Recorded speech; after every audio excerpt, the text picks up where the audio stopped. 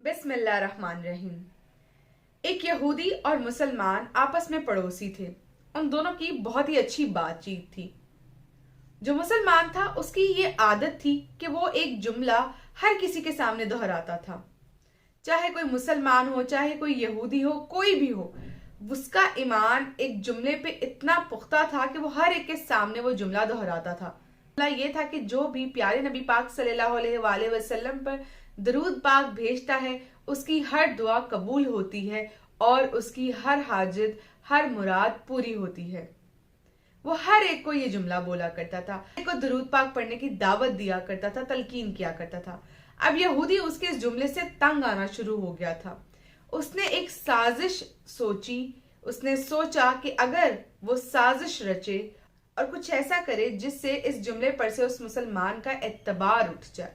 सुनियार के पास गया और उसने सुनियार से कहा कि एक ऐसी अंगूठी बनाओ कि जिसे आज तक तुमने पहले कभी ना बनाया हो, वो बहुत नायाब और खूबसूरत हो। सुनियार ने बना दी। अब वो अंगूठी लेकर घर आया और मुसलमान के पास गया और उसे कहा कि मैंने सुबह सफर पे जाना है, तो तुम क्या मेरी एक अमानत अपने पास रख लोगे?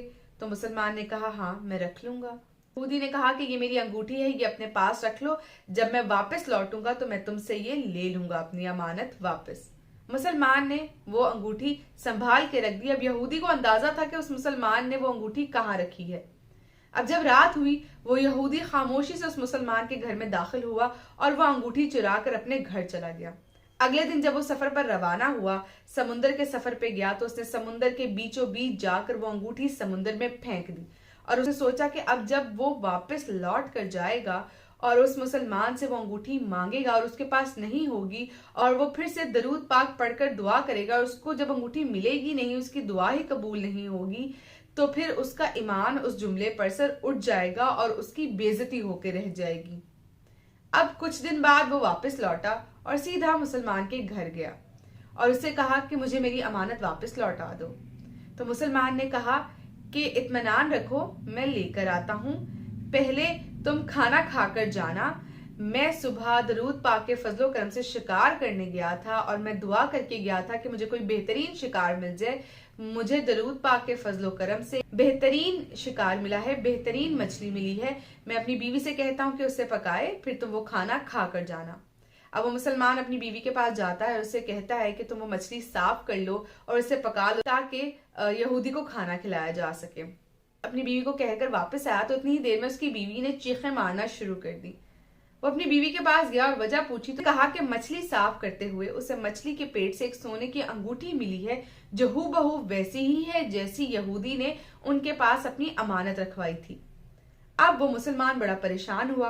वो उस जगह पे गया जहां पर उसने उसकी अमानत रखी हुई थी, तो देखा वहां पे अंगूठी है ही नहीं। वो बहुत परेशान हुआ। उसने अपनी बीवी से अंगूठी पकड़ी और यहूदी को जाकर दे दी कि जिस जगह पे मैंने रखी थी ये तो वहां मौजूद ही नहीं थी। जो मछली आज मैं शिकार करके लाया हूं, मुझे ये उसके पेट के अंदर से मिली है। मैं बड़ा हैरान हूं कि ये कैसे हो गया।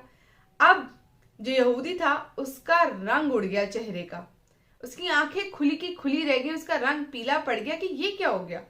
उसने क्या सोचा था और क्या हो गया। अब वो कुछ देर देखता ही रह गया। कुछ देर देखते रहने के बाद वो परेशान हो गया और वो उस मुसलमान की तरफ देखने लग गया जो कि अल्लाह का शुक्र अदा कर रहा था और फिर से वही जुमला दोहरा रहा था कि जो भी प्यारे नबी पाक सल्लल्लाहु अलैहि वसल्लम पर दरूद पाक भेजता है, उसकी हर दुआ कबूल होती है, हर हाजत, हर मुराद पूरी होती है।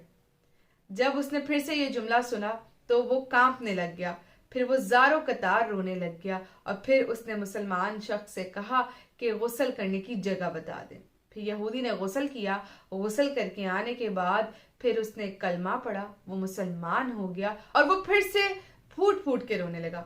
जब मुसलमान ने उससे वजह पूछी कि वो क्यों रो रहा है, तो उसने उसे सारा मामला बताया और सारा मामला सुनने के बाद वो मुसलमान शख्स भी फूट फूट के रोने लगा और अल्लाह का शुक्र अदा करने लगा। ये है दरूद पाक की ताकत। इतनी बड़ी नेमत है हमारे पास दरूद पाक। हमें चलते फिरते हर वक्त अपने प्यारे नबी पाक सल्लल्लाहु अलैहि वसल्लम पर दरूद पाक भेजना चाहिए और इस बात का यकीन रखना चाहिए कि हम दरूद पाक पढ़ के जो भी दुआ मांगेंगे हमारा अल्लाह उसे कबूल करेगा। जज़ाकल्लाह।